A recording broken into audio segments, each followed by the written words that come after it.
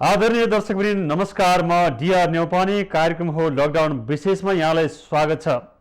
दर्शकवृन्द यति बेला खास गरी कोरोना भाइरसको महामारीले विश्व जगत त्राही त्राही भइरहेको बेलामा मान्छे कसरी बच्ने र बचाउने भन्ने मुख्य विषय हुँदाहुँदै नेपाली राजनीतिमा फेरि नयाँ विषयको प्रवेश गराइएको छ र जसले यो महामारीको विपत्तिको बेला पनि फेरि समग्रमा राजनीति टर्न भएको छ, जसले महामारीको विपत्तिको बेला साझा एजेन्डा साझा साथ र हातका साथ अघि बढ्नुपर्ने यो विषम परिस्थितिमा राजनीतिमा एकाएक अध्यादेशको ढुङ्गा हानिएको छ, जसले तलाउमा नयाँ तरङ्ग सिर्जना गरेको छ।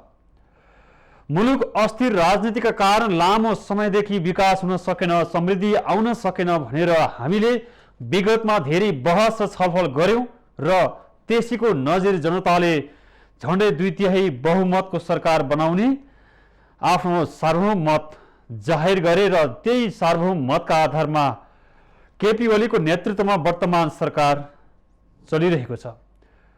2074 फागुन 21 गते सिंहदरबार छिरेको ओली सरकारको समय अवधि झण्डै 2.5 वर्ष व्यतीत गरिराख्दा फेरि नयाँ किचलो सुरु भएको छ। त्यो पनि यो महाविपत्तिको बेला, जुन बेला जनताले गाँस र बास रोग र भोकको सन्तासले गुज्रिरहेका छन्। सडकमा भुइँ मान्छेहरूको बिचल्ली छ।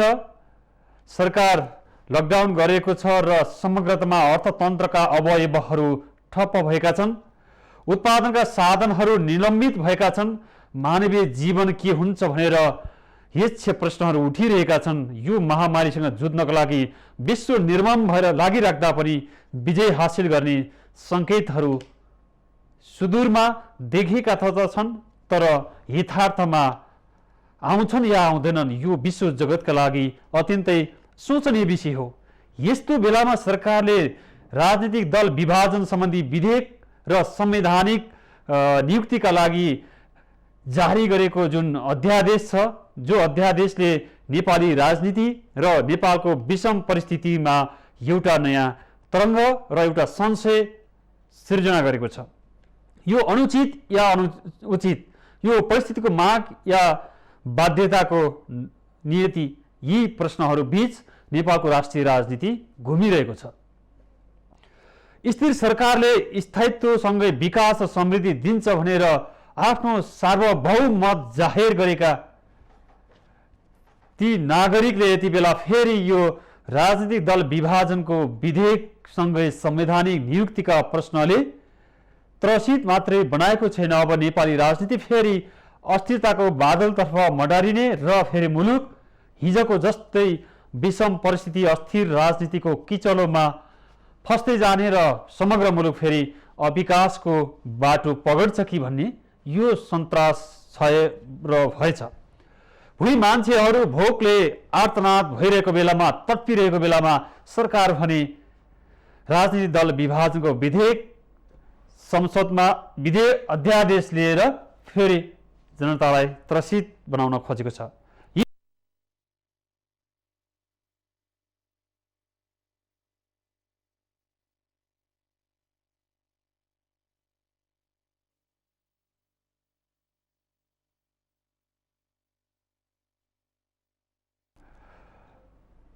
यति बेला खास गरी विश्व अर्थतन्त्र समेत प्रभावित भएको छ। नेपालको अर्थतन्त्र प्रभावित हुनु स्वाभाविक हो।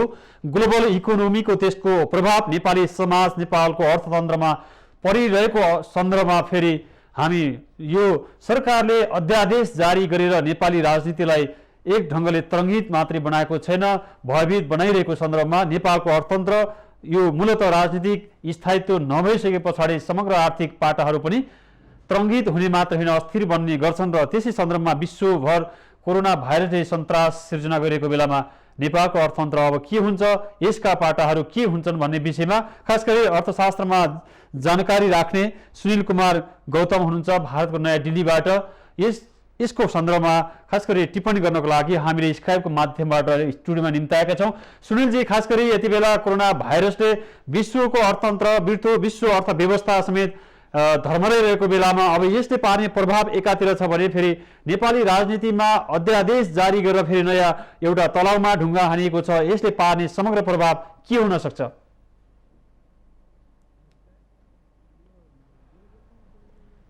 सुनिलजी,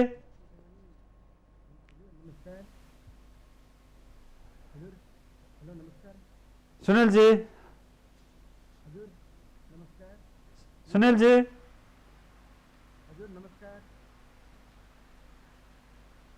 हामी यिनै सन्दर्भमा रहेर खास गरी राजनीति नै हरेक राज्यको लागि सञ्चालनको लागि मूल नीति हो। त्यही मूल नीतिका आधारमा आर्थिक नीति हरेक खालका नीतिहरू बन्ने गर्छन् र ती नीतिहरू पनि राजनीतिमा जब अस्थिरता पैदा हुन्छ त्यसको प्रभाव फेरि तिनै नीतिहरूमा पर्ने गर्दछ। यति बेला सरकारले अध्यादेश जारी गरेर फेरि एउटा खालको स्थिति सिर्जना गरेको छ र यसका पक्ष र विपक्षमा मतहरू बाजिएका छन्। यसै सन्दर्भमा खास गरी कोरोना भाइरसको यो महाविपत्तिको बेलामा विश्व अर्थतन्त्र, विश्व अर्थव्यवस्थामा प्रभाव परिरहेको बेलामा फेरि नेपालमा यो राजनीतिमा नयाँ खालको चाहिँ स्थिति पैदा भएको छ र समग्रतामा यसको अर्थतन्त्रमा के प्रभाव पर्छ, भाइरसको यो संक्रमण सँगैका विषयमा जोडेर हामीसँग कुराकानी गर्नको लागि स्काइप लाइभमा जोडिनु भएको छ दिल्लीबाट सुनिल कुमार गौतम हुनुहुन्छ। सुनिलजी, नमस्कार। सुनिलजी, नमस्कार। हजुर नमस्कार। सुनिलजी, नमस्कार। नमस्कार। सुनिलजी, मैले यहाँसँग अघि प्रश्न राखेँ, खास गरी अब नेपालको अर्थतन्त्रमा पर्ने प्रभाव चाहिँ के हुन सक्छ, यहाँले कसरी यसलाई आकलन र विश्लेषण गर्न सक्नुहुन्छ? यो जनरली के छ भने यसले ग्लोबल्ली इकोनोमी त डाउन गरिसक्यो। जस्तो जिडिपी, विश्वकै जिडिपी कम हुने चाहिँ यिनीहरूले चाहिँ आकलन गरेका छन्। जस्तो यो महामारीले के हुनुभयो भन्दा जनरली यो विश्वमा उत्पादनको जुन कच्चा पदार्थ र मेटेरियल त्यो चीनबाट आउँदो रहेछ। 70% जुन ग्लोबल प्रोडक्सनको र मेटेरियल हो चीनबाट आउने हो। चीनले त केही समयपछि हामीहरू प्रोडक्सन सुरु गर्छौँ भनेर भनेका छन्। अब त्यो चीनबाट प्रोडक्सन सुरु भएपछि तिनीहरूले आयात गर्ने देशहरूमा स्थिति राम्रो नभएसम्म चीनबाट पनि निर्यात हुँदैन। अब यो यसको इम्प्याक्ट के पर्छ भन्ने कुरा अहिले प्रिडिक्सन गर्न पनि गाह्रो छ। यो कतिसम्म यो रोग जाने हो, कहिले के हुने हो। अब सबै लकडाउन छ, कहीँ प्रोडक्सन छैन, केही छैन।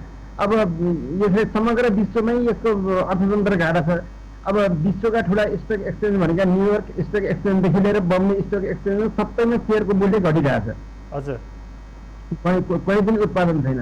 अब यहाँ के छ भने विश्वका दुईटा ठुला अर्थतन्त्र भएका देश, अमेरिका जसले सर्भिस प्रोभाइड गर्छ जस्तो आइटी, बिपिओ सेक्टर, अनि चाइना जसले चाहिँ उत्पादनका इलेक्ट्रोनिक सामानहरूका र मेटेरियल, यिनी दुवै देशमा स्थिति राम्रो छैन। यसले ग्लोबली इम्प्याक्ट गरिरहेको छ।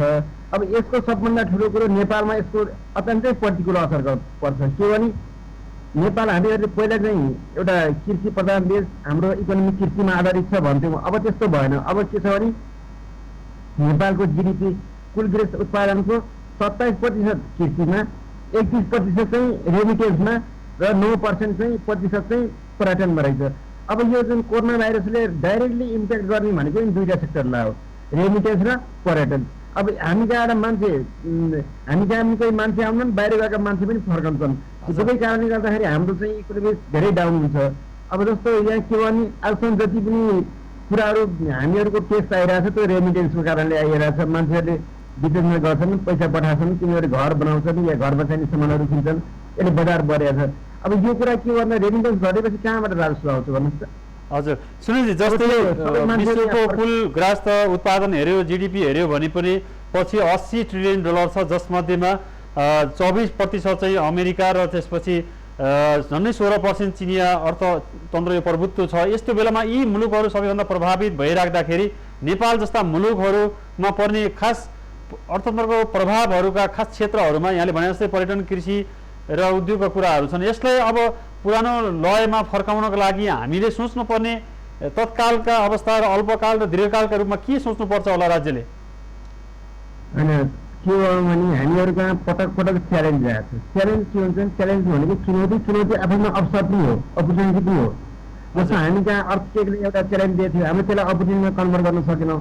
अब यो च्यालेन्ज एउटा ठुलो च्यालेन्ज छ हामीलाई। अब यसलाई अपर्च्युनिटीमा कन्भर्ट गर्नु पर्यो। कस्तो भयो भने तपाईँले सामान्यतया हेर्नु होला, गाउँमा यहाँ विदेश गएका मान्छेहरू पनि हामीले विदेशमा गएर दुःख गर्ने रहेछ, यति दुःख त हाम्रो देशमा गरे पनि हुन्छ भनेर त्यहाँबाट फर्केका मान्छेहरूले बाख्रा पालन गर्ने, कृषिमा फर्महरू खोल्ने, के गर्ने सबै कुराहरू गरिरहेका छन्। अब के हुनु पर्यो भने हामी आत्मनिर्भर हुने एउटा चाहिँ हामीले अपर्च्युनिटी छ अहिले हामीलाई। सबै विदेश गएका मान्छे फर्कन्छन्, फर्केपछि एउटा त्यो अपर्च्युनिटी।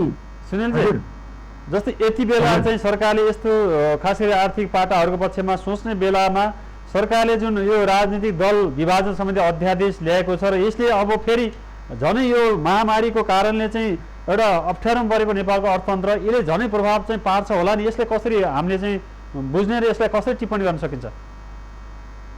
यो एउटा कुरा के हो भने सबै ठाउँमा सबै बेला राजनीति गर्नु हुँदैन।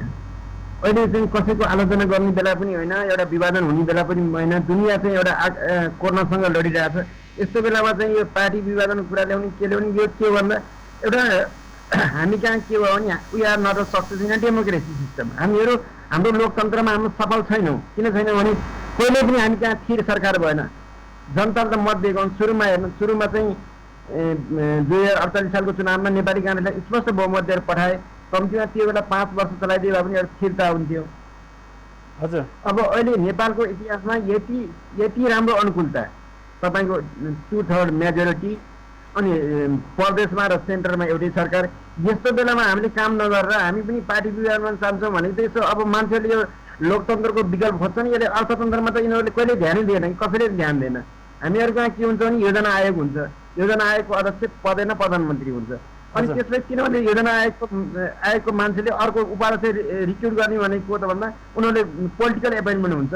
कहिले पनि त्यो एउटा त्यो सोच्ने, त्यो बारेमा रणनीति बनाउने मान्छे कहिले पनि यिनीहरूले एपोइन्टमेन्ट गरेनन्। सधैँ अब एउटा राजनीति प्लस माइनसको आधारमा चाहिँ यिनीहरूले नियुक्ति गरे। त्यही भएर एउटा दक्ष जनशक्ति हामी कहाँ छैन, हामी कहाँ राजनीतिक स्थिरता भएन। राजनीतिक स्टेबिलिटी नभएपछि हामीले एउटा जुन देशलाई चाहिने आर्थिक रणनीति हो त्यो बनाउने हामीसँग समय नै भएन। किनभने अलिअलि बनाउने मान्छेहरू पनि जस्तो एउटा कुरा गरिरहेको थिएँ मैले, योजना आयोगको पनि के गर्छन् अरे भने उनीहरूले चाहिँ एक्सलमा पहिलाको डाटालाई लिएर 10 को ठाउँमा 5, 5 को ठाउँमा 10 गरेर दिन्छ। तिनीहरूले त्यो स्ट्राटेजिकल एट्रिब्युट चेन्ज गर्नुपर्ने, स्ट्राटेजी रणनीति चेन्ज गर्नु त्यो गर्दैन। भेल्युमा 10 लाई 5, 5 लाई 10, त्यो तरिकाले कहिलेसम्म जाने त भन्नुहोस् त?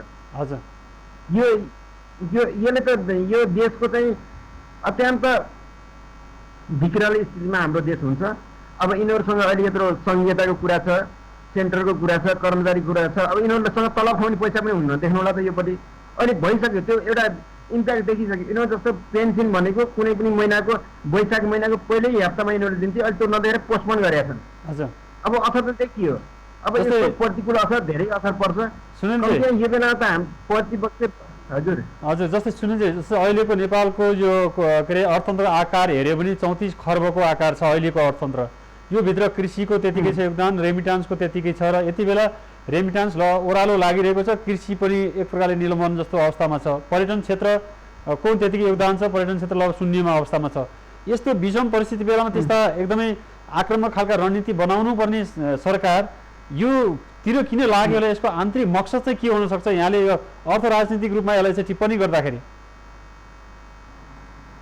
यो के हो भने हामीहरूकोमा कुनै पनि नेता, कुनै पनि राजनीतिक पार्टीमा म देशको लागि केही गर्ने हो, म देशको लागि आएको हो, देशको लागि केही गर्छु भन्ने एउटा सङ्कल्प भएको नेता नभएको। सबै नेता आउँछन्, कर्मचारी आउँछन्, उनीहरूले देशको बारेमा सोच्दैनन्, आफ्नो बारेमा सोच्छन्।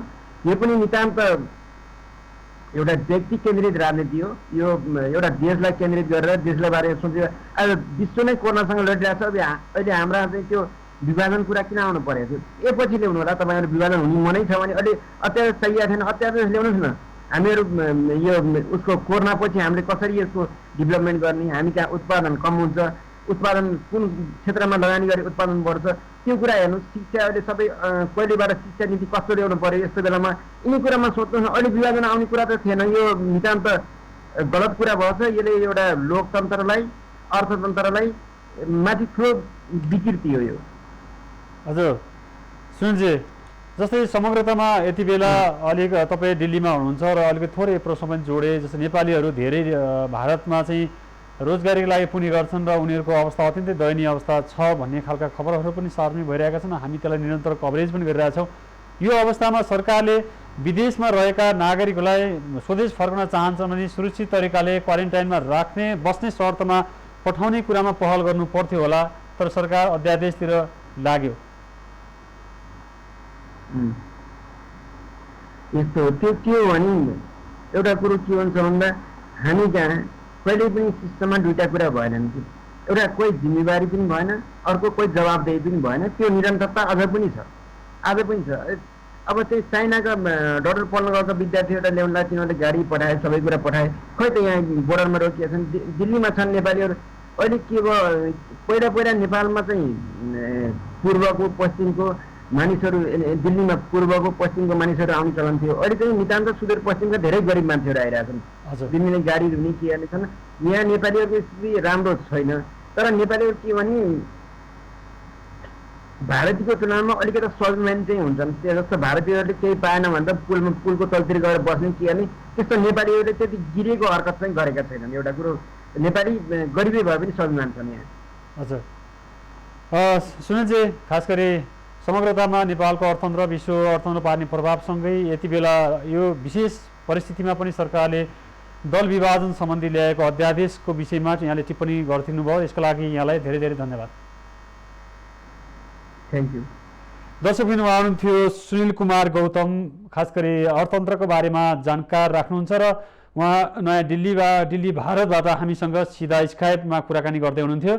समग्रतामा यति बेला मुलुक विषम परिस्थितिमा छ। विषम परिस्थितिमा राज्यले खास कुराहरूमा चाहिँ प्राथमिकरण गर्नुपर्थ्यो। जनताको जीवन रक्षाका विषयहरू पहिलो प्राथमिकतामा पर्नु पर्थ्यो। तर एकाएक सरकारले राजनीतिक दल विभाजन सम्बन्धी अध्यादेश जारी गरेको छ र हिजै निर्णय गरेर सरकारले हिजै राष्ट्रपतिबाट जारी भइसकेको छ र राजपत्रमा प्रकाशित पनि भइसकेको छ र यसले एउटा कानुनको मान्यता पाइसकेको छ। र सरकारले यो बेमौसममा किन अध्यादेश ल्यायो र किन अध्यादेश ल्याइयो भन्ने विषयले दलहरूबीच मतान्तर जारी छ र समग्रमा नागरिकमा पनि सरकारप्रति एक प्रकारले आक्रोश पनि छ।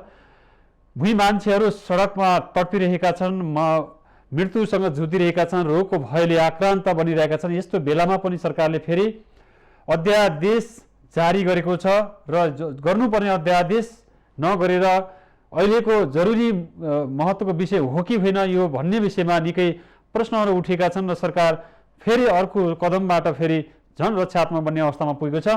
खास गरी मेडिकल सामग्री खरिद प्रकरण हुँदै यता आउँदाखेरि सरकार धेरै यस्ता खालका प्रकरणबाट आफूलाई रक्षात्मक अवस्थामा पुर्याउन पुगेको छ। यसले के देखाउँछ भने स्थिर राजनीति हुँदाहुँदै पनि सरकार सञ्चालनमा देखिएका कमजोरीले नागरिकमा विश्वस्त हुने आधारहरू बनिसकेका छन्। सरकारले आफूलाई पहिलो प्राथमिकता के हो, नागरिकका खास सवाल के हुन् भन्ने विषयमा जोडतोडका साथ लाग्नु पर्थ्यो। सरकार लाग्न सकेन। यति बेला अध्यादेश जारी गरेर सरकारले फेरि नयाँ खालको राजनीतिमा एउटा परिस्थिति सिर्जना गरेको छ। स्थिर राजनीतिमा फेरि एउटा अस्थिरताको ढुङ्गा हानिएको छ, जसले गर्दा नेपाली राजनीतिको तलाउ यतिखेर तरङ्गित भएको छ। नेपाली समाज फेरि तरङ्गित भएको छ। यहाँ यो यति बेला अध्यादेश जारी गरेर फेरि यो कोरोना भाइरसको सङ्क्रमणको बेलामा आम नागरिकले न्यूनतम गाँस नपाएको अवस्थामा र लामो यात्राको तातीका कारण चौतर्फी सरकारले आफ्नो आलोचना खेप्न नसकिरहेको बेलामा यसलाई विषयान्तर गर्नका लागि सरकारले अध्यादेश ल्याएको हो भनेर पनि टिप्पणी हुन थालेका छन्। र यो सँगै पार्टीहरू चाहिँ विभाजन हुनको लागि राजनीतिक दल विभाजन सम्बन्धी ऐन 2073 को दोस्रो संशोधन गर्नका लागि यो अध्यादेश ल्याएको हो र यो अध्यादेश पछि अब संसदीय दलमा रहेका सदस्यहरूको 40% या महाधिवेशनबाट निर्वाचित केन्द्रीय सदस्यहरूको 40% भए विभाजन हुन सकिने भन्ने प्रावधानसहित यो अध्यादेश जारी गरेको छ। र समग्रतामा हामी यही अध्यादेश जारी गर्ने यो मौसम हो कि होइन, यो सरकारका लागि किन यति जरुरीको विषय बन्यो भनेर हामी यी विषयमा आम नागरिकसँग आम विश्लेषकहरूसँग बुझ्ने प्रयास गरेका छौँ। त्यसको लागि तपाईँ पनि आफ्नो विचार अभिमत राख्न सक्नुहुन्छ। माउन्टेन टेलिभिजनको हटलाइन नम्बर 015010 796 05010 881 मा तपाईँ फोन गरेर हामीलाई तपाईँको आफ्नो प्रश्न, आफ्नो जिज्ञासा, आफ्नो सुझाव अथवा सरकारले जारी गरेको अध्यादेशको बारेमा आफ्नो धारणा राख्न सक्नुहुन्छ र त्यो नम्बर हाम्रो स्क्रोलमा पनि देख्न सक्नुहुन्छ र त्यही नम्बरमा तपाईँले हामीलाई कल गरेर आफ्नो धारणा राख्न सक्नुहुन्छ। दर्शकवृन्द, खास गरी यति बेला यो विषम परिस्थिति हो। यस्तो बेलामा सरकारको पहिलो प्राथमिकता भनेको नै मुलुकका सबैभन्दा विपन्न तल्लो वर्गका बारेमा सोच्नुपर्छ, उनीहरूको दैनिकीको बारेमा सरकारले सोच्नुपर्छ, किनकि त्यो राज्यको दायित्व हो। राज्यको अभिभावक भएकै कारणले ती वर्गको बारेमा सोच्नुपर्छ र त्यसै गरी मुलुकको उद्योग धन्दा, कृषि, बन्द व्यापारको क्षेत्रमा, अत्यावश्यक क्षेत्रमा नि सरकारले त्यस्ता खालका रणनीति बनाएर अब उत्पादनतिर पनि जोड्न सकिएन भने लकडाउन लम्ब्याउँदैमा मात्रै फेरि समस्या हल हुने होइन। लकडाउनले सङ्क्रमणको एउटा स्थितिलाई, डरलाई त रोकेको छ, तर फेरि भोकको डरलाई कसरी रोक्ने भन्ने विषय उत्तिकै पेचिलो छ। दर्शकवृन्द, तसर्थ सरकारले यी विषयमा सोच्ने बेला फेरि अध्यादेश ल्याएर यसलाई थामथुम पार्न अथवा यसलाई चाहिँ विषयान्तरण गर्न खोजिएको हो भनेर टिप्पणी गर्नेहरूको लामै ताती छ। यो सँगै संवैधानिक नियुक्तिका प्रसङ्गमा पनि सरकारले फेरि अध्यादेश मार्फत आफूलाई एकलौटी तरिकाले निर्णय गर्ने पद्धतिको सुरुवाती गरेको छ। सम्भवतः यो लोकतन्त्रमा सकारात्मक नहुने राजनीतिक विश्लेषकहरूले टिप्पणी गरिरहेका छन्। यसर्थ यसले एउटा सकारात्मक सन्देशभन्दा सरकारलाई झन् कमजोर बनाउने र सरकारप्रतिको नागरिकको दृष्टिकोणमा अझै थप नकारात्मक स्थिति सिर्जना गरिदिएको छ। यद्यपि सरकारले यो गर्नु समयको आवश्यकता थियो भनेर आफ्नो प्रतिक्रिया जनाउनेछ, तर यो यति बेलाको विषम परिस्थितिमा यो जरुरीको विषय हो कि होइन, यो सार्वजनिक महत्त्वको विषय हो कि होइन, यो राज्यका लागि, सरकारका अगाडि चाहिँ महत्त्वपूर्ण प्रश्न हो। नागरिक सडकमा हप्तौँको पैदल यात्राबाट आफ्नो गाउँ फर्किरहेका छन्। भोक र प्यासको समस्या त्यत्तिकै छ, रोगको भय त्यत्तिकै छ, तर सरकार अध्यादेश एकाएक जारी गरेर फेरि यो विषम परिस्थितिमा समस्या खडा गरेको छ भनेर टिप्पणी भएका छन्। दर्शकवृन्द, हामी फेरि दर्शकवृन्द हामी यो अध्यादेशको विषयमा नागरिकको के छ टिप्पणी भन्ने जोडिरहेका छौँ। हजुर नमस्ते, माउन्टेन टेलिभिजनको लकडाउन विशेषमा दर्शकवृन्द हामी तपाईँको जिज्ञासा लिने प्रयास गरिरहेका छौँ। हेलो हजुर। हेलो हजुर, नमस्कार सर। नमस्ते। जस्तै यो सरकारले यो विषम परिस्थितिमा पनि अध्यादेश जारी गरेको छ, नागरिकको तर्फबाट यहाँको टिप्पणी अथवा सरकारले यो गर्नु ठिक या बेठिक थियो, यहाँले कसरी बुझ्नु भएको छ यसलाई? हजुर सर, यो चाहिँ हाम्रो चाहिँ 1 महिना हुन लागि सर, लगभग लकडाउन भएको सर होइन। हामीलाई धेरै गाह्रो भइरहेको छ सर। हामी चाहिँ यहाँ, मेरो दिदी चाहिँ धादिङमा बसेको 1 महिना भइसक्यो सर, घर पनि आउनु पाएको छैन। अनि त्यही भएर समस्या छ सर। अब हामी पनि जान नमिल्ने कारणले अब केही उद्धार हुन्छ कि सर, काठमाडौँसम्म आउने वातावरण केही गर्नु मिल्छ कि भनेर हामीले चाहिँ गुनासो छ यही सर। हजुर, जस्तै तपाईँहरू बिरामी लिएर तपाईँहरू काठमाडौँ आउँदै हुनुहुन्छ धादिङबाट? हजुर सर। अनि यहाँको शुभ नाम? मेरो लीलाबहादुर थापा मगर सर। लीलाबहादुर थापा। लीलाजी, जस्तै तपाईँ काठमाडौँ आउन चाहनुहुन्छ? हजुर सर। हजुर, जस्तै तपाईँ बिरामी लिएर काठमाडौँ आउँदै हुनुहुन्छ? हजुर होइन, बिरामी चाहिँ होइन सर, मेरो दिदी चाहिँ धादिङ गएको थियो सर होइन, अस्ति काम परेर 1 महिना भइसक्यो। अनि यो लकडाउनले गर्दाखेरि घर पनि आउनु पाएन, साथीहरू बसेको सर, त्यही भएर सरकारले खास गरी मृत्यु अथवा मृत्यु संस्कारको बाहेक अन्यलाई चाहिँ यो सुविधा नहुने भनेर भनिरहेको अवस्थामा यसको लागि खास गरी स्थानीय प्रशासनको नै महत्त्वपूर्ण भूमिका हुन्छ र स्थानीय प्रशासनले अल्पत्र परेका, आपतमा परेकाहरूको लागि उद्धार गर्छ र गर्नुपर्छ, गरिरहेको छ। तसर्थ यसलाई हामी सम्बन्धित निकायसम्म पुर्याउने प्रयास गर्नेछौँ। लीलाजी, आफ्नो जिज्ञासा राख्नुभयो, यसको लागि धन्यवाद।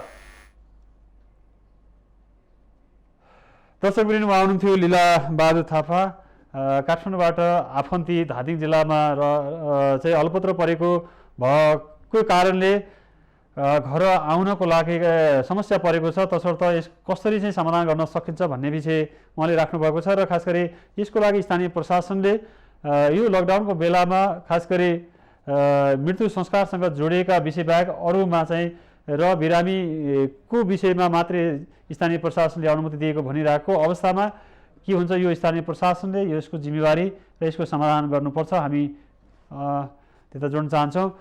हजुर, हामी लकडाउन विशेषमा खास गरी अध्यादेश जारी सँगै लकडाउनले आम नागरिकमा परेको प्रभावमा हामी जोड्ने प्रयास गरिरहेका छौँ। लकडाउन विशेषमा यहाँलाई स्वागत छ। हजुर नमस्कार। यहाँको शुभ नाम कहाँदेखि होला?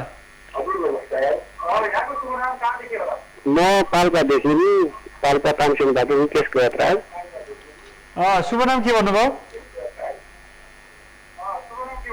रितेश गयत्राज। रितेशजी, जस्तै यहाँको समस्या के हो, तपाईँको आफ्नो चाहिँ प्रश्न चाहिँ के हो, खास हुनुपर्ने के हो? मलाई एउटा कुरा कस्तो जिज्ञासा लाग्यो भने सर, हजुर, जस्तै यो जुन नेपाल सरकारले रेपिडबाट कोरोना चेक गरेको छ नि, हजुर, हजुर त्योमा चाहिँ जस्तै अब जुन कोरोना लागेकै मान्छेलाई त्यसबाट एकचोटि नेपाल सरकारले त्यो कोरोना जुन लागेको मान्छे छ त्यसलाई पनि दोहोऱ्याइ गरेर त्यसबाट चेक गरिदिँदा कस्तो होला? यो रेपिडबाट जुन अरू न्युजहरू इन्डियाको न्युजहरू हेर्दाखेरि जुन कोरोना लागेको मान्छे छ त्यो कोरोना लागेको मान्छे माथि रेपिडबाट चेक गर्दाखेरि नेगेटिभ देखाइदियो भन्ने छ। हाम्रो देशमा चाहिँ जतिजनालाई चेक गरे पनि कुनैको पनि पोजिटिभ देखिएको जस्तो मलाई बढी मात्रामा लागेन। नेपाल सरकारले यहिलेसम्म अलि राम्रो र उसको राम्रो खालको रेपिड बाहेक अरू केही सामानहरू मगाएर चेक गरिदिँदा कस्तो होला? हाम्रो देशमा चाहिँ धेरै जनताहरूलाई धेरैको मनमा छ जहाँ कतै भेटिने हाम्रो देशमा खालि नेगेटिभ मात्र आउने, पोजिटिभ भन्ने आउँदैन आउने भन्ने गुनासो पनि धेरैको छ।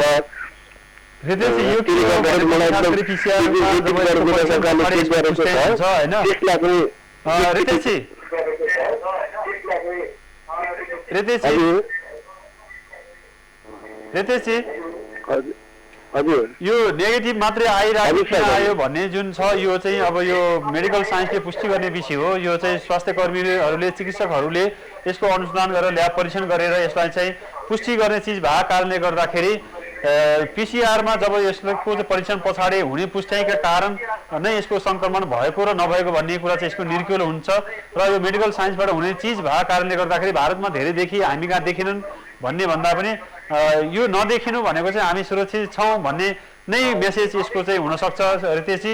तसर्थ यो चिकित्सकहरूले नै यसको चाहिँ परीक्षण गरेर यसको चाहिँ तथ्य र यसको चाहिँ निर्क्युल निकालेकै भएको कारणले गर्दाखेरि त्यही रिपोर्टका आधारमा जे आउँछ त्यही नै आधिकारिक हो। र यो सरकारको एउटा संयन्त्र जुन सरकारी अस्पतालको चिकित्सकहरूले चाहिँ जुन परीक्षण गरे पछाडि जुन नतिजा बाहिर ल्याउँछन् यही नै आधिकारिक हो। र तपाईँ हामीले भने जस्तै धेरै नेगेटिभ पनि देखियो भन्ने प्रश्न चाहिँ अब परीक्षण गरेर पनि नेगेटिभ देखिनु हाम्रो लागि सुखद पक्ष नै हो भनेर मान्न सकिला रितेशजी? हजुर, मैले एउटा कुरा के छ, जुन हाम्रो जति पनि अहिले कतिजना छन् हामी जुन कोरोना पोजिटिभ भएको हाम्रो देश नेपालमा, उहाँहरू माथि एकचोटि त्यही रेपिड चेक गर्दाखेरि नेगेटिभ देखाउँदै हो कि पोजिटिभ देखाउँदै हो भनेर नेपाल सरकारले सबैलाई जानकारी गरेर दिँदा कस्तो होला? मलाई त नेगेटिभै देखाउँछ जस्तो लाग्छ। त्यो त्यसबाट फेरि दोहोऱ्याइ चेक गरियो भने त्यो रेपिडबाट गरेको चेकले राम्रो देखाउँदैन, बिल्कुलै देखाउँदैन। यो 100% हो र जस्तो पनि लाग्छ मलाई पनि होइन। एकचोटि नेपाल सरकारले जति हाम्रो कोरोना सङ्क्रमित हुनुहुन्छ विशेष गरेर उहाँहरूमाथि पनि फेरि एकचोटि एउटाबाट मात्र नै 2-3टाबाट रेपिडको चेक दोहोऱ्याइ गरिदिएर हामी जनताहरूलाई बुझाइदिँदा कस्तो होला? हुन्छ रितेशजी, यो यसको अझ डिटेलको लागि हामी खास गरी चिकित्सकहरूसँग अझ हामीको माध्यमबाट तपाईँलाई फेरि बुझाउने प्रयास गर्नेछौँ। यो किनभने यो चिकित्सा शास्त्रसँग जोडिएको विषय भएको कारणले गर्दाखेरि यसको सिधा जवाब दिनको लागि खास गरी चिकित्सकहरूसँग नै हुन्छ यसको जवाब। त्यसको लागि हामी चाहिँ फेरि यहाँलाई थप यहाँको जिज्ञासालाई मेटाउने प्रयास गर्छौँ। जानकारीको लागि जोडिनुभयो त्यसको लागि धन्यवाद रितेशजी।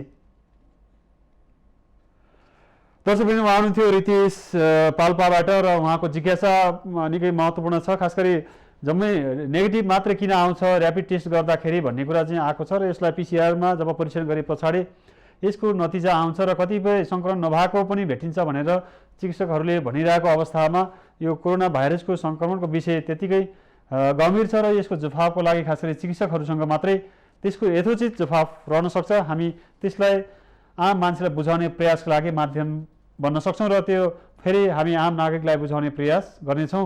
दर्शकवृन्द, यति बेला खास गरी लकडाउनको आज 29औं दिन भइसकेको छ। लकडाउनले समग्र मुलुकको अर्थतन्त्र सामाजिक आर्थिक क्षेत्रमा नकारात्मक प्रभाव मात्रै पारेको छैन, आर्थिक पाटाहरू शून्यतिर झर्ने अवस्थामा छ। आर्थिक वृद्धि दर ओह्रालो लाग्ने सङ्केत देखिन थालेका छन्। उत्पादनका साधनहरू सबै प्रतिबन्धित जस्ता भएका छन् र खास गरी कृषि क्षेत्र सबैभन्दा महत्त्वपूर्ण क्षेत्र हो, जहाँ यदि कृषि क्षेत्रमा यो अवस्थामा उत्पादनका साधनहरू बढाउन सकेन भने पक्कै पनि भोलिका दिनमा रोगसँगै भोकमरी हुन सक्छ। फेरि हामीसँग अर्को एकजना दर्शक जोडिन आउँदै हुनुहुन्छ। हजुर नमस्ते, लकडाउन विशेषमा यहाँलाई स्वागत छ माउन्टेन टेलिभिजनमा। हजुर नमस्कार। दर्शकवृन्द, हामी जोडिने प्रयास गरिरहेका छौँ र आम नागरिकको धारणा के छ समग्रमा लकडाउनले पारेको प्रभाव, कोरोना भाइरसका कारण हुन सक्ने यसको भय त्रास र यसको मनोविज्ञान, यसको सही सूचना सम्प्रेषणका विषयसँगै यो बेलामा सरकारले अध्यादेश जारी गरेको छ र यो बेला यो जारी गर्ने मौसम हो या होइन भन्ने बारेमा पनि हामी आज जोडिरहेका छौँ र यसले समग्रतामा यो महामारीको यो सन्नाटाको बेलामा समग्रतामा अर्थतन्त्र क्षेत्र लगायत समग्र क्षेत्र प्रभावित भइरहेको बेलामा सरकारले अध्यादेश जारी गरेको छ। यस्तो बेलामा नेपालको अर्थतन्त्र कति प्रभावित हुन्छ, यसले भोलिका दिनमा पार्ने प्रभावहरू के हुन सक्छन्, यसका आङ्कलनहरू के हुन्छन् भन्नेसँगै हामी जनताले पाएको शास्तिका विषय पनि जोड्ने प्रयास गरेका छौँ र यो लकडाउन विशेषमा। हजुर नमस्कार। हेलो। हजुर नमस्कार। नमस्कार हजुर। को कहाँदेखि यहाँको जिज्ञासा? हजुर म चाहिँ बालकृष्ण करेल हो। हजुर काठमाडौँ तारकेश्वरबाट मोडाहाटबाट। हजुर हजुर काठमाडौँ। हजुर बालकृष्णजी। हजुर सर। हजुर। खास गरी यो अहिलेको यो विषम परिस्थितिमा सरकारले अध्यादेश जारी गरेको छ, त्यो सँगै चाहिँ अब यो लकडाउनका कारण जनताको दैनिकी एकदम कष्टकर भइरहेको छ र जनताले चाहिँ आफ्नो घर फर्कन समेत पाएका छैनन्, भोकभोकै बस्नुपर्ने अवस्था छ। यी विषयमा यहाँको धारणा अथवा टिप्पणी के छ? त्यही त, यो अब यो विषम परिस्थितिमा अहिले सरकारले जुन लकडाउन जुन गरिराखेको छ, यसबाट जुन दैनिक जलाधारीमा काम गरेर खाने मजदुरहरूले साह्रै दुःख पाइरहेको अवस्था छ र दैनिक काम गरेर आफ्नो गुजारा गर्ने, आफ्नो परिवार पाल्ने, दैनिक जलाधारी काम गर्नेहरूको लागि साह्रै ठुलो मार परेको देखिएको छ र यो दैनिक जलाधारीका प्रत्यक्ष मार परेका यी मान्छेहरूलाई चाहिँ अब लकडाउनले धेरै ठुलो असर गरेकोले अब यसलाई चाहिँ अब कसरी हुन्छ छोट्याएर जस्तो अब लङ रुटका गाडीहरू बन्द गरेर फ्लाइट बन्द गरेर भए पनि काठमाडौँमा एउटा काम गर्ने वातावरण बनाइदिन सकियो भने काठमाडौँको जनताले चाहिँ राहत पाउने थियो कि भन्ने मेरो सुझाव छ। अब जस्तै अब यति बेला खास गरी काठमाडौँको हकमा कुरा गर्दाखेरि ती वर्ग जो ज्याला मजदुरी गरेर दिनभरि काम गरेर बेलुकाको चाहिँ मामको मेसो मेलो मिलाउने ती वर्गकोले राहत पाएको छैन भन्ने प्रश्नहरू उठिरहेका छन्। यहाँ जस्तो नागरिकले ती वर्गहरूले चाहिँ राहत पाएको नपाएको बारेमा सरकारको ध्यान कति पुगेको देख्नु भएको छ?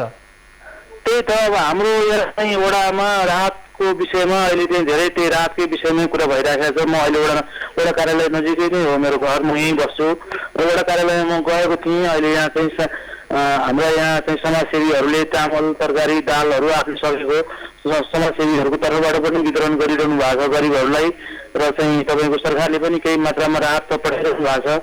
तैपनि अब सरकारले दिएको 5-7 किलो राहतले परिवार पाल्न धेरै गाह्रो भइरहेको गुनासोहरू यहाँ आइरहेको कारणले उहाँहरूलाई चाहिँ आंशिक रूपमा काम गर्ने वातावरण सरकारले बनाइदिन सकेन।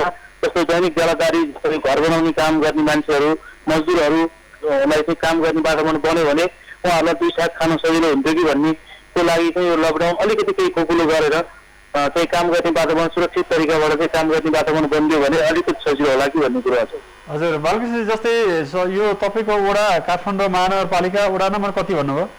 तारकेश्वर वडा नम्बर 8। वडा नम्बर 8 मा वडा अध्यक्षहरूसँग यहाँहरूले कति नजिक सम्पर्क गर्नु भएको छ र त्यसपछि यो राहत सङ्कलनलाई चाहिँ वितरण पनि एकद्वार प्रणालीबाट गर्ने भनेर सरकारले भनेको छ। यो एकद्वार प्रणालीबाट वितरण गरेको छ कि छैन, जसले पाउनु पर्ने त्यसले पाएको छ कि छैन, यहाँले यसको कति अध्ययन गर्नुभएको छ? त्यही त यो वडा नम्बर 8 मा हाम्रो मनोज घिमिरे हुनुहुन्छ अध्यक्ष। उहाँ चाहिँ अब हाम्रो यो चाहिँ माथि स्कुलका सञ्चालक प्रबन्ध सञ्चालक पनि हुनुहुन्छ। उहाँहरूले चाहिँ वडा नम्बर 8 को कार्यालयमा प्राङ्गणमा चाहिँ अब सबै यहाँ बसेका निम्न स्तरका गरिबहरू, काम गर्ने लेबरहरू, कामदारहरू, दैनिक जवाबदारी गरेर खानेहरूको सबैको नाम लिस्ट तयार गरेर उहाँहरूलाई चाहिँ राहत कसरी दिने, के दिने भन्ने विषयमा छलफल गर्ने, यहाँ त दाताहरू जुन दान गर्न चाहने मान्छेहरू हुनुहुन्छ उहाँहरूसित गरेर वडा कार्यालयबाट चाहिँ राम्रै गरिरहनु भएको देखिन्छ। तैपनि अब यति धेरै मान्छे यहाँ छन् ज्यालादारी खाने कि उहाँहरूलाई चाहिँ सम्भवै देखिँदैन। हजुरको अब आज एकजनाले देला भोलि अर्कोले देला, तर यसरी त धेरै गाह्रो भइरहेको देखिन्छ। त्यही भएर त्यो दैनिक काम गरेर खाने ज्यालादारीलाई चाहिँ प्रत्यक्ष रूपमा मार परेको देखिन्छ। हामी पनि जस्तो हामीलाई नै पनि चाहिँ अप्ठ्यारो परिसक्यो। भोलि अब तपाईँको चाहिँ काम गर्न जान पाइएन भने अब हामी पनि घरमा बसेर कति दिन खान सक्छौँ? त्यो 1 महिना भइसक्यो। अब यहाँ प्रत्यक्ष घरवालाहरूलाई पनि मार परेको देखिन्छ। हजुर भनेपछि सरकारले लकडाउनले अब बिस्तारै खुकुलो बनाउनुपर्छ, सावधानीपूर्वक चाहिँ खासै उत्पादनका साधनहरू सञ्चालन गर्नुपर्छ र दैनिक ज्यालादारीमा जीवन चलाउनेहरूलाई पनि केही काम गर्ने वातावरण बनाइयो भने यो समस्याबाट टर्न सकिन्छ भन्ने यहाँको निष्कर्ष हो। सरकारलाई एकदम हो सर। मैले मेरो भनाइ नै त्यही हो सर। दैनिक ज्यालादारी काम गरेर खाने मान्छेहरूको लागि चाहिँ अलिकति केही खुकुलो गराइदियो भने उहाँहरूले जस्तो सुरक्षित तरिकाले काम गरेर बाहिरको लङ रुटको गाडीहरू चल्न नदिने, बाहिरबाट आउनु नदिने, तर यहाँ जुन उत्पादनमूलक कामहरू जस्तो निर्माण कार्यका मान्छेहरूलाई जस्तो यहाँ दैनिक ज्यालादारी गरेर खानेहरूलाई निर्माणको कामहरू खुला गरिदियो भने आंशिक रूपमा चाहिँ यहाँ चाहिँ निर्माणमा धेरै काम गर्ने, सडकमा काम गर्ने मान्छेहरूलाई चाहिँ काम खुला गरिदियो भने यहाँ केही राहत हुन्छ कि भन्ने मेरो भनाइ हो। धन्यवाद बालकृष्णजी, महत्त्वपूर्ण सुझावको लागि। सरकारले यो कुरा सुनोस् र यो कार्यान्वयन गरोस्। पक्कै पनि यो अहिलेको एकदमै जरुरी विषय हो र लकडाउन लम्ब्याउनु मात्रै ठुलो कुरो होइन। लकडाउन लम्ब्याउँदा भोलि चाहिँ हुनसक्ने सम्भावित जोखिमहरू, चुनौतीहरू उत्तिकै छन् सरकारका अगाडि। तसर्थ सावधानीपूर्वक उत्पादनका साधनहरू सञ्चालन गर्न सक्ने र छोटो दूरीका यातायातका सवारी साधन सञ्चालन गर्न सक्यो र कृषि लगायतका औद्योगिक क्षेत्रहरूको चाहिँ एउटा सावधानी अप्नाएर सञ्चालन गर्न सक्यो भने भोलि हुन सक्ने महामारी लगायतका अभावबाट चाहिँ जोगिन सकिन्छ। तसर्थ नागरिकले आज 29औं दिनसम्म यो लकडाउनलाई निर्वाध रूपले पालना गरेका छन्। सरकारले पनि यो बाध्यात्मक अवस्थाको बेलामा लागू गरेको हो। यो परिस्थितिले चाहिँ सृजना गरेको अवस्था हो, तर अब परिस्थितिले सृजना गरेको अवस्था हो भनेर मात्रै पनि राज्यलाई पनि त्यो सुविधा हुने छैन, न नागरिकलाई सुविधा हुनेछ। तसर्थ सावधानीपूर्वक हामी यो लकडाउनलाई खुकुलो बनाउँदै लैजान सक्यो भने भोलि हामी फेरि गर्न सक्छौँ, यसलाई चाहिँ पुरानै लयमा फर्काउन सक्छौँ। अर्थतन्त्र लगायत समग्र अवयवहरू एउटा लयमा फर्कन सक्छन्। तसर्थ यसै विषयमा फेरि रहेर समग्रतामा लकडाउनले पारेको प्रभावसँगै पछिल्लो चरणमा आएको अध्यादेशले सृजना गरेको राजनीतिक तरङ्ग पनि हामी जोड्ने प्रयास गर्नेछौँ, अर्थतन्त्रका कुरा पनि जोड्ने प्रयास गर्नेछौँ। यसैसँगै हामीसँग फेरि जोडिनु भएको छ। हेलो, नमस्ते। हजुर नमस्कार। हजुर कहाँदेखि? मोरङ उर्लाबारीबाट जीवनाथ खतिवडा। हजुर मोरङ जीवनाथ खतिवडा। मोरङ उर्लाबारी। हजुर जीवनाथजी। हजुर हजुर। यहाँको खास गरी यो लकडाउन विशेषमा यहाँको जिज्ञासा अथवा समस्या के छन् यहाँले सिधा राख्न सक्नुहुन्छ? यो मेरो चाहिँ विशेष गरेर के छ भने नि यो के भन्ने, यो म एउटा सानो तपाईँलाई एउटा सानो कुराबाट सुरु गर्छु है मलाई। हजुर। सानो बच्चाहरू घरमा आफ्नो बाबुआमाहरू अथवा घरको कोही परिवारको सदस्य अत्यन्तै सधैँ बिरामी छन्, उनीहरूलाई अस्पताल लानका लागि चाहिँ रेडी राखिएको छ, तर म चाहिँ के अरे गुच्छा खेल्छु, मलाई गुच्छा देऊ न भनेर चाहिँ के भन्दाखेरि बच्चा आफ्नो गार्जियनसँग रोइराखेको अवस्था थियो उहिले हामीले देख्दाखेरि पनि। र अहिलेको सरकार यो एकदम सेम त्यसैसँग म तुलना गर्छु, ताकि यो राज्य मात्रै होइन विश्व पृथ्वी नै लक लागेको छ। पृथ्वीका जनता नै के त भन्दाखेरि एकदमै के त भन्दाखेरि हताहत छन्। 2 लाखको हाराहारीमा मानिसको मृत्यु भइसकेको छ पृथ्वीमा। नेपाल विश्वको सबैभन्दा गरिब मुलुक, एउटा विकासतिर लम्किरहेको विकासोन्मुख मुलुक, यो आज यो अवस्थामा ऊ धराशायी भयो। आज लम्पसार परेका छन् जनताहरू। यो पानी परेको अवस्थामा छाना र खानाको अभाव छ। यो अवस्थामा सरकार के भन्दाखेरि म गुच्छा खेल्छु न भनेर गुच्छा खेलिराखेको छ। काम कुरो एकातिर, कुम्लोको ठिमीतिर, कसलाई के को धन्दा, कसलाई के को धन्दा, घर जानेलाई खानको धन्दा। जनतालाई कोठाभित्र थुनेर, जनतालाई घरभित्र थुनेर सडकमा बाहिर निस्किन नसक्ने अवस्थामा के भन्दाखेरि आज के अरे संविधानलाई संशोधन गर्ने सांसदहरू छैनन्, लकडाउनमा छन्, के अरे विज्ञहरू लकडाउनमा छन्। यस्तो अवस्थामा के भन्दाखेरि के अरे जनता थुनिएको अवस्थामा मौका छोपेर आफ्नो राजनीतिक स्वार्थ पुरा गर्नका लागि, भएका राजनीतिक दलहरूलाई फुटाउनका लागि, अनि त्यसपछि के भन्दाखेरि लोकतन्त्रको नाममा निरङ्कुश तन्त्रको पुनर्स्थापना गर्नका लागि आज अध्यादेश जारी भएको छ। यो अत्यन्तै के भन्दाखेरि अलोकप्रिय छ, अत्यन्तै के भन्दाखेरि अराजनीतिक छ, अत्यन्तै अदूरदर्शी छ र यो सानो बच्चाले आफ्नो घरको गार्जेन बिरामी भएर चाहिँ अस्पताल कुदाउन लागेर गुच्छा खेल्छु न भनेर रोएको अवस्था छ। यो प्रति घोर आपत्ति छ। यही हो मेरो कुरा। हजुर, यो चाहिँ सरकारले चाहिँ अध्यादेश जारी गर्यो, यो चाहिँ यो सन्दर्भको हिसाबले सान्दर्भिक पनि छैन र आवश्यकताको हिसाबले पनि औचित्य छैन भन्ने यहाँको निष्कर्ष हो। एकदम यो म मात्रै होइन, यो विश्वका के भन्दाखेरि यो दक्षिण कोरियामा यस्तै किसिमको के भन्दा यो अवस्थामा जनतालाई क्यारे मास्क लगाएर चाहिँ के भन्दाखेरि भोट हाल्न लायो, त्यहाँ पनि एउटा राजनीतिक खेल गर्यो। यो आज नेपालमा चाहिँ यो विश्वमा आज 210 राष्ट्रहरू मध्येमा यो 2टा राष्ट्रमा यस्तो देखियो। त्यसमा नेपालका राजनीतिक नेता जो आदरणीय खड्गप्रसाद ओलीज्यू के भन्दाखेरि वर्षौंसम्म जेल बसेर जनप्रिय नेता कहलिनु भएको उहाँ के भन्दा साँच्चै जनसर्वहारा वर्गको नेतृत्व गर्ने लोकतान्त्रिक प्रजातान्त्रिक के भन्दाखेरि नेता हो। तर उहाँले यो लोकतन्त्रमा निरङ्कुश तन्त्र लाग्नुभयो ताकि संवैधानिक पदहरूको नियुक्तिका लागि चाहिँ के भन्दाखेरि 2 जनाले मात्रै सिफारिस गर्दा नि हुन्छ भनेर त्यस्तो किसिमको के भन्दाखेरि निरङ्कुश तन्त्र यहाँ लाग्नुभयो उहाँले। अनि त्यसपछि अर्को 40% भए पार्टीको त हो। त्यसो नि हो भने अस्ति त्यो फेस होल्डर कि के होल्डर भन्ने त्यो चुनावमा किन ल्याएको थियो त? पार्टी धेर भए, पार्टीको संख्या धेर भनेर त्यहाँ अंकुश लाउनका लागि त्यो फेस होल्डर के भन्ने ल्याएको थियो नि। अब अहिले 40% मात्रै हुने भएपछि त यहाँ त के अरे पार्टी नै मलाई त यहाँ त सहस्रो हुने भए त ल तपाईँ आफै भन्नुहोस् त्यो कुरा। हजुर, यस्तो असान्दर्भिक र यस्तो राजनीतिक खेल खेल्नुहुन्छ। त्यसमा उहाँ त एउटा वृद्ध मान्छे, उहाँ त के भन्दाखेरि एकदम मृत्युको मुखबाट बल्ल बल्ल फुत्किएर आउनु भएको हाम्रो प्रिय नेता, उहाँले यस्तो किसिमको गर्नुहुन्छ। जनता कोठाभित्र थुनिएको बेला, जनता भोकै रोइरहेको बेला आफ्ना बच्चाहरूलाई रुवाउँदै कोठाभित्र राति आमाले काखमा च्यापेर भोकै सुताइरहेको अवस्थामा, गर्भवती सुत्केरीहरू के भन्दाखेरि के अरे भोकै तिर्खै लडिरहेको अवस्थामा, यो अवस्थामा यतापट्टि ध्यान दिनुपर्ने हो कि अहिले के भन्दाखेरि त्यहाँ के अरे संविधान हेरफेरमा चाहिँ ध्यान दिनुपर्ने? यो मौसम के हो अनि त्यसपछि गर्नुपर्ने के हो? के अरे पुसमाथि के त भन्दाखेरि हिलो आली गरेर धान रोप्दा हुन्छ? हजुर, त्यो हिलो आली गर्ने बेला असार खाउन हो। हुन्छ, यो यस्तो किसिमको। त्यसैले यो घोर आपत्ति जनताको तर्फबाट यो घोर आपत्ति हो। यो म एउटा त एउटा प्रतिनिधि पात्र मात्रै हुँ, तर के भन्दाखेरि यहाँ 3 करोड नेपालीमा ल 1 करोड त्यसो गर्ने पक्षमा होलान्, तर 2 करोडको प्रतिनिधित्व गरेर बोलेको हो म। हजुर, मेरो कुरा यसमा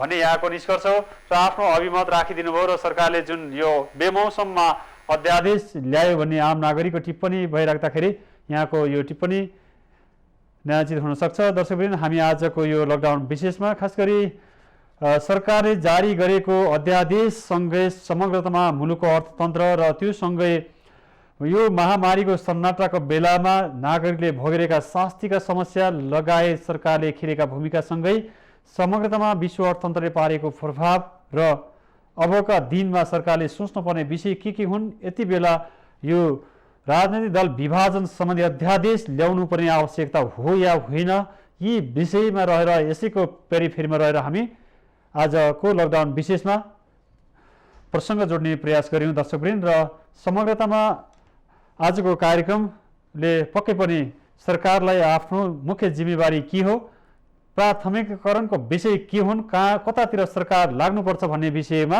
पक्कै उजागर गर्ने प्रयास गरेको छ। र यति बेला लकडाउन विशेष हेरेर र फोन माध्यमबाट, स्काइपको माध्यमबाट हामीसँग जोडिनुहुने सबै दर्शकलाई पनि धेरै धेरै धन्यवाद दिँदै लकडाउन विशेषबाट म प्रस्तुता डिआर न्यौपानेसहित हाम्रो टिमलाई पनि बिदा दिनुहोस्। सत्य, तथ्य र निष्पक्ष समाचारका लागि माउन्टेन टेलिभिजन हेर्दै गर्नुहोला नमस्कार।